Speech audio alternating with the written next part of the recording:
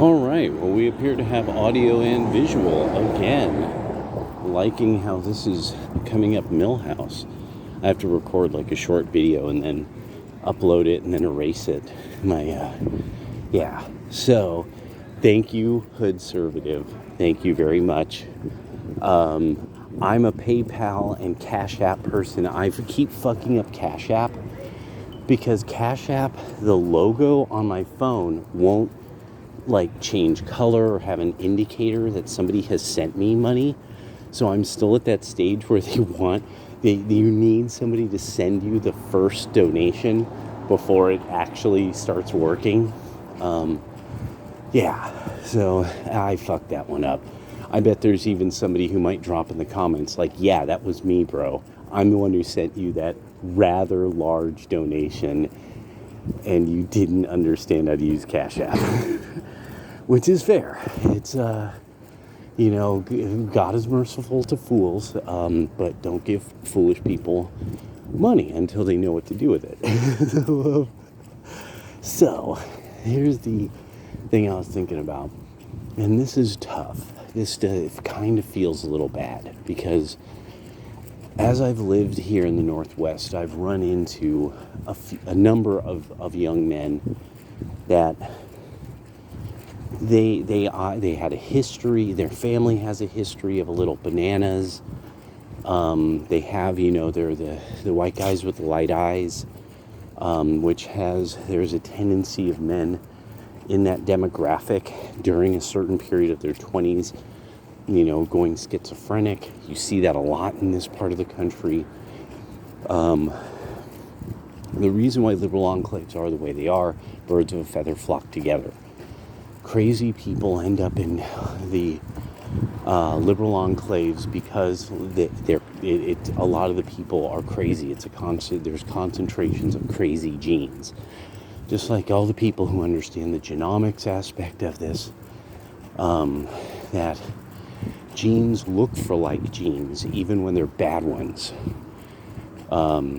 Crazy will cluster. It will cluster with ugly and other kind of physically messed up things because it's a sign really of mutation of the cognitive functions in the brain. But this is why in the Northwest and in liberal enclaves they're always worried about crazy people. And here's the main reason. Note who's always worried about crazy people. Liberal white women. Why? Because they don't like admitting they came from a family of crazy white trash. I have had many women confess this who are liberal women. The other is they don't want to deal with the fact there's a high likelihood their kid is a nut. And they can't handle that. And really this is something that's going to affect Black America tremendously, because anybody who knows anything about demographics and psychopathy knows Black American males suffer tremendously from psychopathy, and that's genetic. That is polygenic in its origin. Some of you even remember my talks about how that's why I don't have kids, because of some of the odd behaviors of my own mother. So I have always been worried about the polygenic quality of being a nut. So this isn't going to get better. This is going to get significantly worse. And then on top of it, there's another thing I wanted to touch on, which because of the Umar Johnson stuff. Umar Johnson uses collectivized terms because he is a racial mystic. Rather than a political Gnostic or something like that you just kind of receive information about political views that are correct from another realm. It's receiving information about your up you great race kind of things, and it's racial mysticism. You found it with Richard Spencer. There's a guy back in the day, I believe it was Metzger, I believe was his name. He was an Aryan Nations guy. They all of them. They all do this. You will find now and then there will be some people who become more practical, that they really just start concentrating on the social and on the political, which is more practical. But race mysticism is something that it doesn't work. There's this idea of black American males as individuals. That's how black Americans succeed. They don't succeed as a group. They are not Chinese people from the village of Toisan. They are not Jews from Lvov. We're not all in the same shtetl.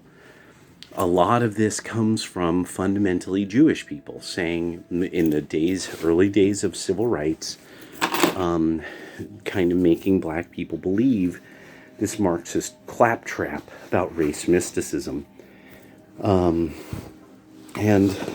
also they were dealing with, as well, groups that's what a lot of the extension off of the Ku Klux Klan. What ends up, you see, so the Ku Klux Klan has what it thinks, but it's one of those groups that had the race mysticism of white Jesus, called white Israelitism. And so the white Jesus. So it all claims about Jesus being black. It is literally from the exact same stuff. The exact same stuff. It's some people have even mentioned, it was on House of Consciousness, if I remember right, with Sa Neter, that one of these organizations, that's all about black Jesus. They're like, no, they took that exactly from white Israelitism. They just rewrote the words. That's it, and nothing more, nothing less. So it was this: the future of wealth. The future of wealth is sanity. That's stay sane, and like Johnny Bravo says, like Jay Bravo channel says, start a business, trade equities. Trade equities and securities and bonds. Yeah. Come up. That's all you can do. Nowhere else to go but up. Because you look down there, you look at the streets. You don't want to be in those streets. Ooh boy, don't want to be in those streets. Later.